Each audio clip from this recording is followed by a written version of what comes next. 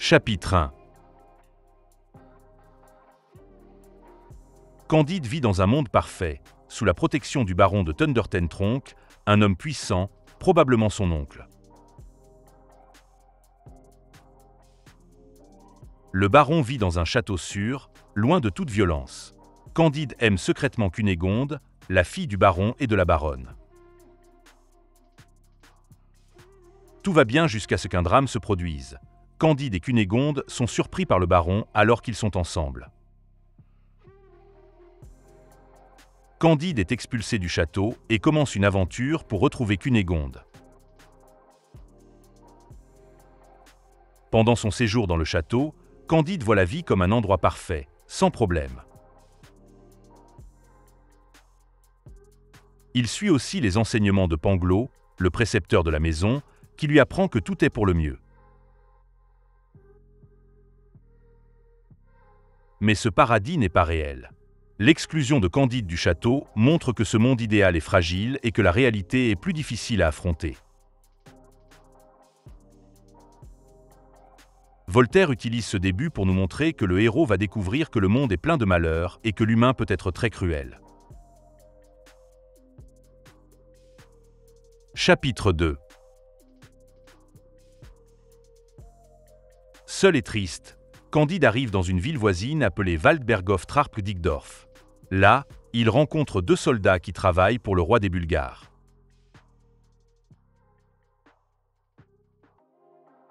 Il l'enrôle dans l'armée juste parce qu'il mesure 5 pieds 5 pouces, environ 1,65 m.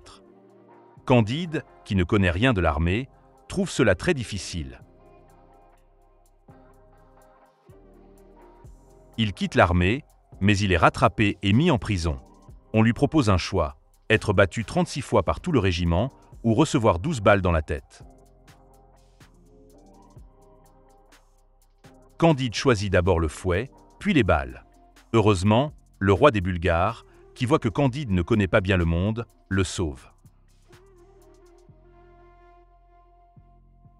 Chapitre 3. Au début, Candide est attiré par le spectacle de la bataille, mais il commence rapidement à avoir peur et voit cela comme une boucherie héroïque. Il se cache et fuit en marchant sur les corps des soldats morts. Il arrive en Hollande, essaie de mendier pour manger, et rencontre un homme, l'anabaptiste Jacques, après avoir eu une discussion compliquée sur la religion. Jacques lui donne à manger et lui propose un travail dans une usine de tissus. Candide croise aussi un homme pauvre couvert de boutons. Avec beaucoup d'ironie, Voltaire montre à quel point la guerre est brutale et inutile, et comment certains systèmes de pensée sont très éloignés de la réalité. Ce sujet est particulièrement pertinent, car à l'époque, la guerre de 7 ans, 1756 à 1763, fait de nombreux dégâts en Europe et en Amérique du Nord, et de grandes pertes humaines obligeront à réorganiser les forces en guerre. Chapitre 4. Le pauvre homme couvert de boutons est en réalité Pangloss, très malade et incapable de se soigner. Il dit à Candide que le château a été détruit après son départ, que le baron, la baronne, leur fils et surtout Cunégonde sont morts. Le paradis est fini. Candide se demande « Ah, où est le meilleur des mondes ?» tout en continuant de croire à ce que lui dit Pangloss, qui cherche même à expliquer sa maladie. Jacques, le bon anabaptiste, soigne Pangloss et l'emmène travailler avec Candide. Ils partent ensemble pour Lisbonne. En arrivant près du port, ils affrontent une grande tempête. L'optimisme de Pangloss est mis à l'épreuve. Cependant, les personnages ne renoncent pas, et leur voyage ne fait que commencer. Chapitre 5.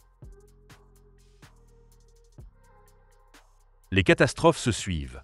Une tempête détruit le bateau et tue tous ses passagers, sauf Pangloss et Candide. L'anabaptiste Jacques meurt en aidant un marin, qui le laisse se noyer. Ils survivent tous les deux, mais dès leur arrivée, un grand tremblement de terre secoue Lisbonne et tue 30 000 personnes. Pangloss se demande pourquoi un tel événement.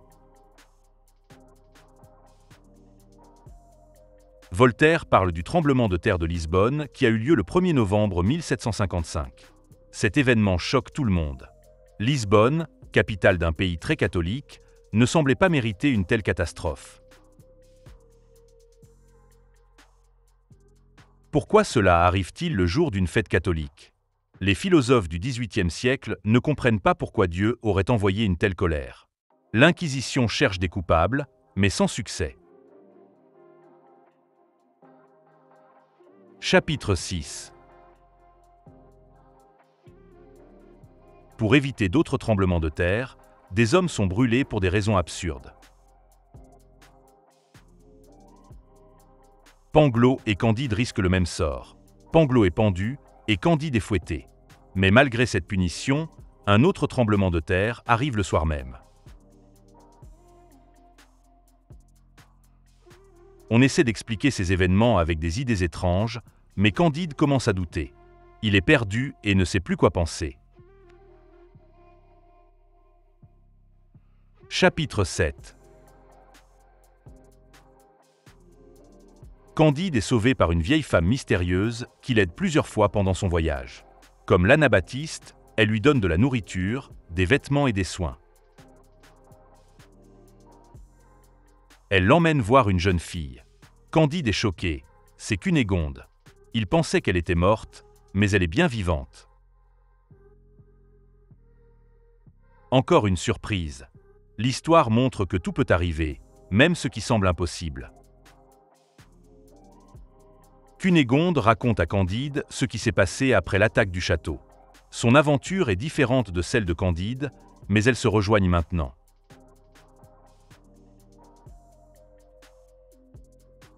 Ce livre mélange plusieurs styles, aventure, amour, comédie. Voltaire utilise ces histoires pour parler de philosophie et de la façon dont le monde fonctionne.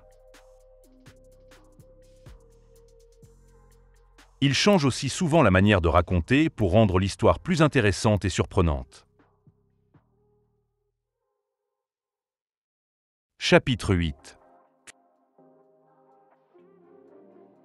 Cunégonde raconte son histoire pleine d'aventures. Après l'attaque du château, un capitaine bulgare la capture. Plus tard, il la vend à un marchand, Don Issachar. Depuis 6 mois, elle doit vivre avec lui et aussi avec le grand inquisiteur.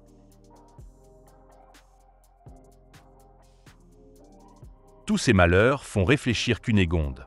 Elle commence à douter des idées de Pangloss, qui disait que tout arrive pour le mieux dans le meilleur des mondes.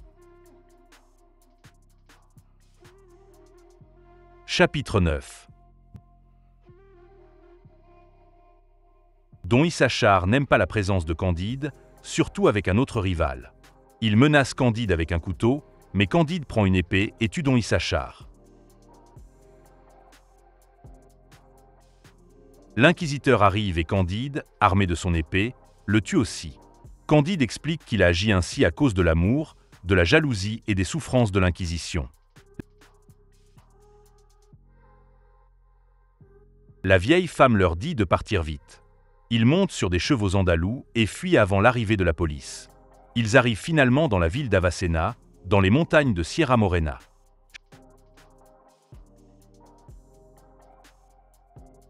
Chapitre 10. Les derniers biens de Cunégonde ont été volés et le groupe est en difficulté. Candide se demande ce qu'ils doivent faire. Ils vendent un cheval et arrivent à Cadix. Là, il trouve une flotte qui va partir pour le Paraguay pour combattre des jésuites. Candide parle au général, lui dit qu'il a des compétences militaires et devient capitaine d'un bateau. Cunégonde, la vieille femme, et 2 domestiques montent à bord avec 2 chevaux pour partir en Amérique, espérant que ce nouveau monde sera meilleur. Le voyage est long, alors la vieille femme commence à raconter son histoire. Chapitre 11. La vieille femme est la fille du pape Urbain X et de la princesse de Palestrine. Elle commence son histoire en parlant de sa vie riche et belle, de grands palais, de belles robes et des talents remarquables. Elle avait tout ce qu'elle voulait, et son avenir semblait parfait avec un mariage prévu avec un prince. Mais sa vie a changé brusquement. Son fiancé meurt, des pirates attaquent et elle est capturée avec sa mère. Arrivée au Maroc, les combats pour le butin causent la mort de la princesse et des autres prisonniers, sauf la vieille, qui a été laissée pour morte. Son histoire montre que même en suivant les prières et en étant loyale, cela ne protège pas des malheurs.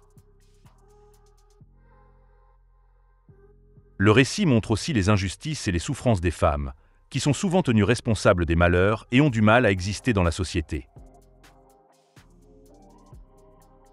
Voltaire se demande quelle place les femmes ont dans la société, quelques années avant la Révolution française.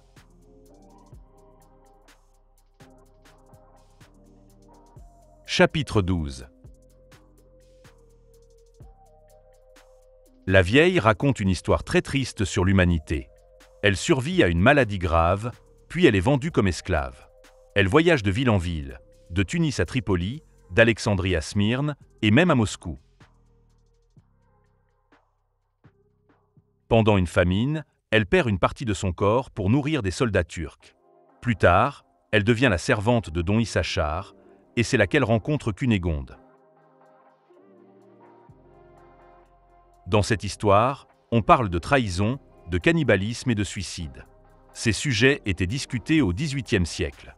Le ton ironique de l'histoire aide à réfléchir de manière critique sur ces événements. Chapitre 13. L'histoire de la vieille influence les voyageurs, et le navire continue son voyage. Ils arrivent à Buenos Aires, où ils rencontrent le gouverneur qui veut épouser Cunégonde. La vieille encourage Cunégonde à accepter pour aider Candide à devenir riche. Mais leur passé les rattrape. Ils sont en danger de mort car ils ont tué le grand inquisiteur. Candide doit fuir et Cunégonde reste. Leurs chemins se séparent à nouveau. Chapitre 14. Candide fuit accompagné de son serviteur, Cacambo. Cacambo a eu plusieurs métiers. Il a été enfant de chœur, marin, moine, soldat et bien d'autres. C'est un homme actif qui aide Candide et lui dit « Si tu ne trouves pas ce que tu cherches dans un endroit, tu peux le trouver ailleurs. » Arrivé au Paraguay, chez les Jésuites, Candide reconnaît dans le commandant le frère de Cunégonde, le fils du baron, qui a miraculeusement survécu au massacre du château. Chapitre 15. Le fils du baron raconte à nouveau comment l'armée bulgare a attaqué le château. Il a été pris pour mort, mais un jésuite l'a sauvé. Quand Candide retrouve le fils du baron, tout semble aller bien. Le baron appelle Candide frère et sauveur. Cependant, les choses se compliquent lorsque Candide dit qu'il veut épouser Cunégonde. Le baron refuse parce que Candide ne vient pas d'une famille noble. Candide essaie de lui expliquer que Cunégonde l'aime, mais le baron reste fermement contre. Candide, ne pouvant plus supporter cela, tue le baron. Puis, déguisé en jésuite, Candide et Cacambo s'échappent. Chapitre 16. Candide et Cacambo arrivent dans un endroit étrange. Ils sont pris pour des jésuites et capturés par les Oreillons, les habitants du lieu. Les Oreillons veulent les manger, pensant qu'ils sont des jésuites responsables de la perte de leur territoire. Mais lorsque les Oreillons découvrent que Candide n'est pas jésuite, ils les traitent avec respect. Voltaire se moque des idées des Européens, qui voyaient ces gens comme sauvages, et montre qu'ils sont en réalité des êtres humains égaux, même si leurs coutumes sont très différentes de celles des Européens. Chapitre 17. Candide et Cacambo découvrent par hasard un endroit spécial en Amérique du Sud, appelé l'Eldorado. Après avoir vécu des moments difficiles, Cacambo pense à retourner en Europe, mais ils décident de continuer leur voyage. Ils montent dans une petite barque et se laissent porter par le courant. La barque se casse contre des rochers, et c'est ainsi qu'ils arrivent dans l'Eldorado. Candide espère que c'est un endroit parfait, où tout va bien.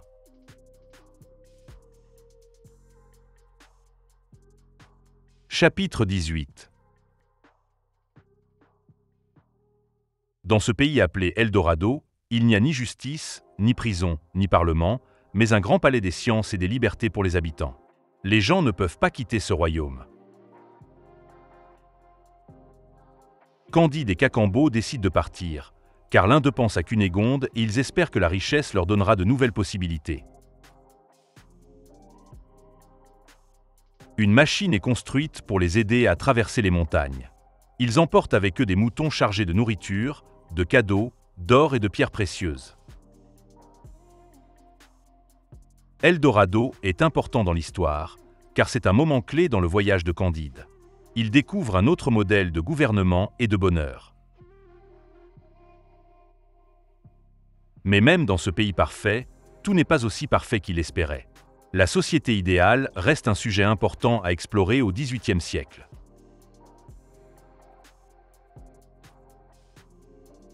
Chapitre 19. Candide et Cacambo quittent l'Eldorado avec de l'or et des rêves, mais ils perdent rapidement leur richesse et ne peuvent pas acheter un royaume. Près du Suriname, ils rencontrent un esclave noir dans un état très mauvais.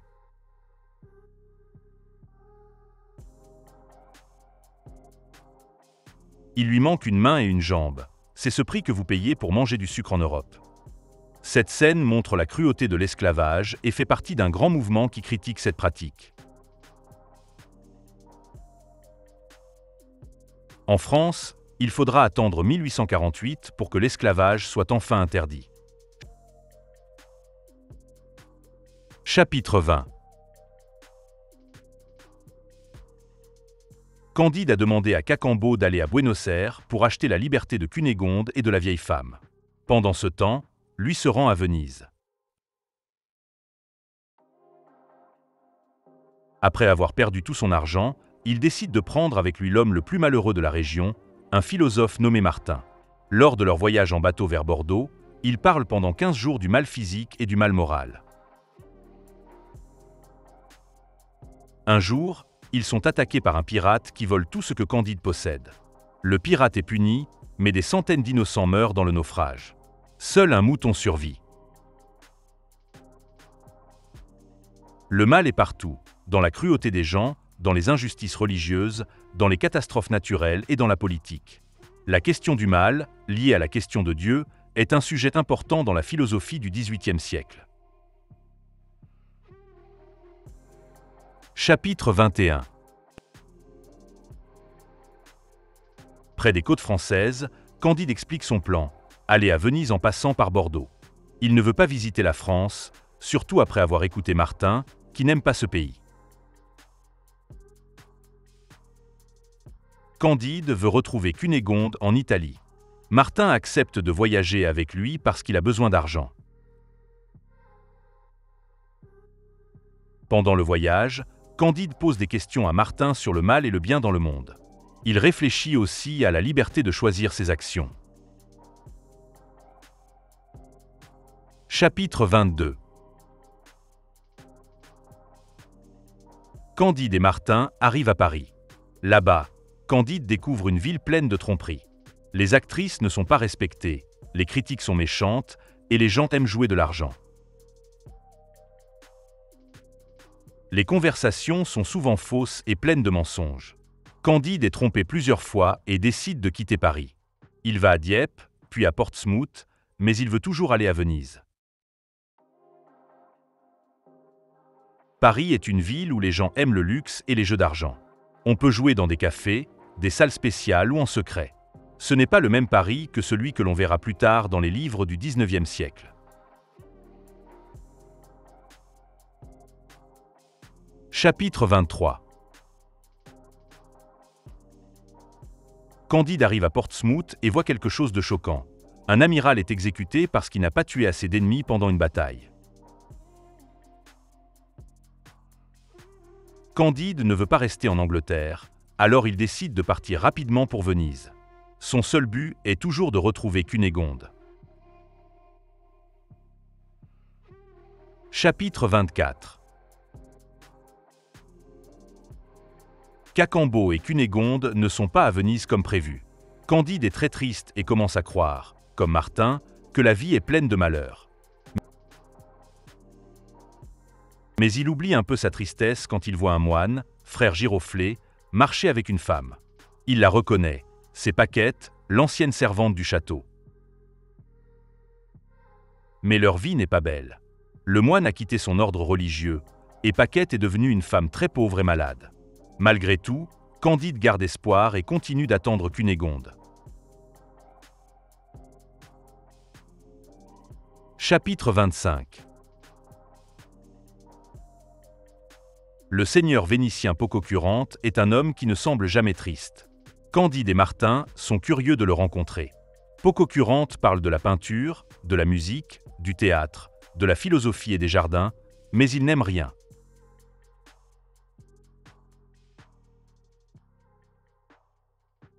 Pour lui, l'opéra, c'est juste des chansons bizarres. La musique est trop bruyante. Les livres parlent toujours de guerre. Candide se demande alors, est-ce possible d'être heureux sans rien aimer? Venise est une ville pleine de fêtes et de surprises. Voltaire utilise cette ville pour montrer un personnage différent des autres, qui n'aime rien et qui ne trouve pas de plaisir dans la vie. Chapitre 26. Cacambo arrive soudainement pendant un dîner et annonce que Cunégonde est à Constantinople. Il est maintenant esclave et dit à Candide de se préparer à partir. Ce n'est pas la seule surprise de cette scène, qui se passe pendant le carnaval de Venise.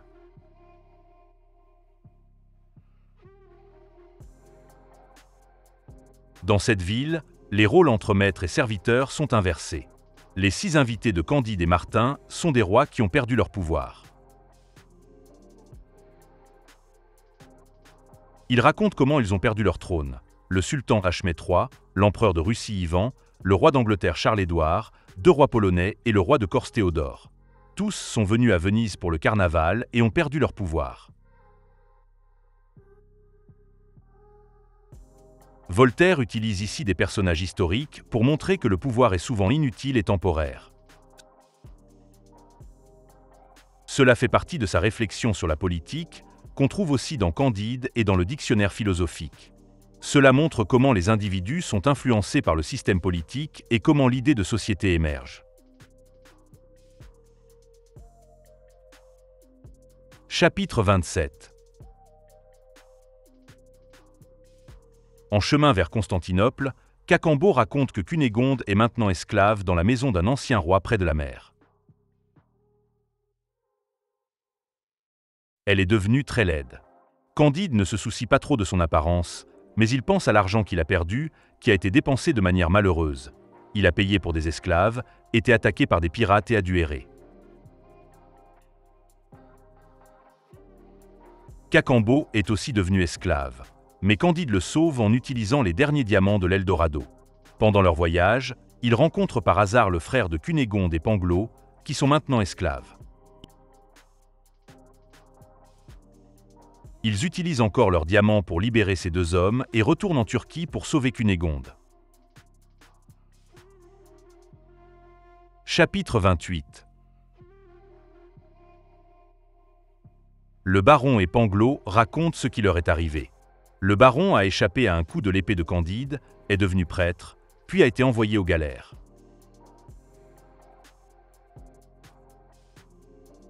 Panglo a été pendu, disséqué, a travaillé comme serviteur, puis a aussi été condamné aux galères. Candide, qui commence à mieux comprendre les choses, demande à Panglo s'il pense toujours que tout va bien dans le monde. Panglo répond que oui, il n'a pas changé d'avis.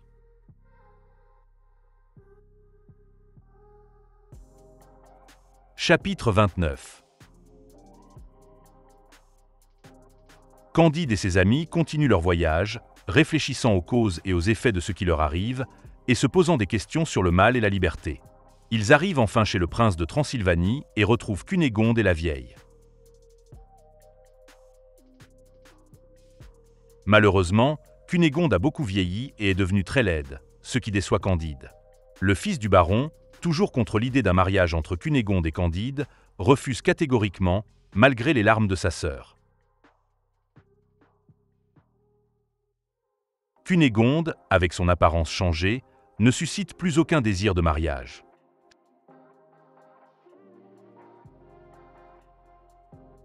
Chapitre 30.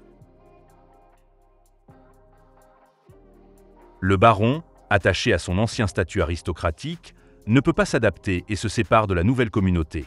Celle-ci, sans les richesses d'Eldorado, doit travailler dur pour faire vivre la petite ferme où elle vit. Cacambo en a marre de cultiver les légumes, le caractère de Cunégonde se détériore, et Pangloss se sent inutile. Seul Martin, avec son attitude pessimiste, accepte la situation. Tous réfléchissent ensemble, et Paquette ainsi que le frère Giroflée les rejoignent.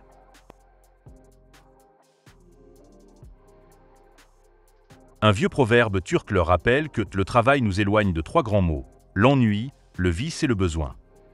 Candide accepte cette idée et tout le groupe l'accepte. Chacun commence à utiliser ses compétences et la petite communauté trouve un sens à sa vie. Ce jardin symbolise le résultat d'un long voyage. Au départ, le groupe vivait dans un endroit clos et organisé. Puis, ils ont exploré un monde extérieur plein de mal et de violence, et un monde intérieur encore plus compliqué.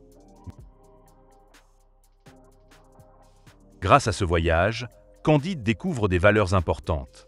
Eldorado représente l'espoir d'un autre système social basé sur l'accord de tous. Le jardin, où chacun travaille et est reconnu, devient un lieu de liberté et de bonheur. Ce bonheur est plus simple, mais plus sûr.